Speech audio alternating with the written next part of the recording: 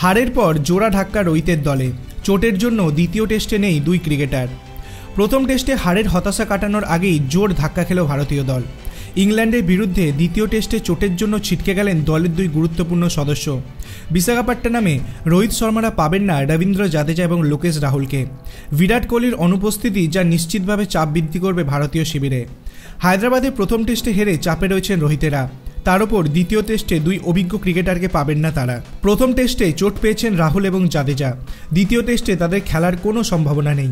শুক্রবার থেকে বিশাখাপট্টনমে শুরু হবে ভারত ইংল্যান্ড দ্বিতীয় টেস্ট, আর তার আগে রাহুল বা জাদেজার সুস্থ হওয়ার কোনো সম্ভাবনা নেই।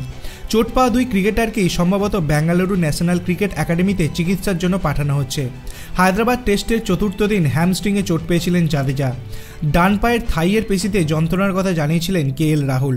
ভারতীয় ক্রিকেট বোর্ডের মেডিকেল টিমের সদস্যরা দুই ক্রিকেটারের পরিস্থিতির উপর নজর রাখছেন।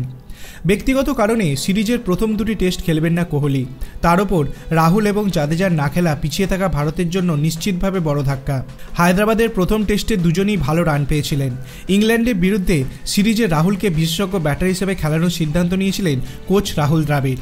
তাকে উইকেট রক্ষক হিসেবে চাননি। অন্যদিকে জাদেজা খেলতে না পারলে দলের ভারসাম্য নষ্ট হতে পারে, কারণ তিনি সমান দক্ষতায় ব্যাটিং এবং বোলিং করতে পারেন। ফিল্ডিংয়েও যথেষ্ট দক্ষ বাঁহাতি অলরাউন্ডার। একসঙ্গে তিনজন অভিজ্ঞ ক্রিকেটারের অভাব সামলে দ্বিতীয় টেস্টে বেন স্টোকসের মোকাবিলা করতে হবে রোহিতদের।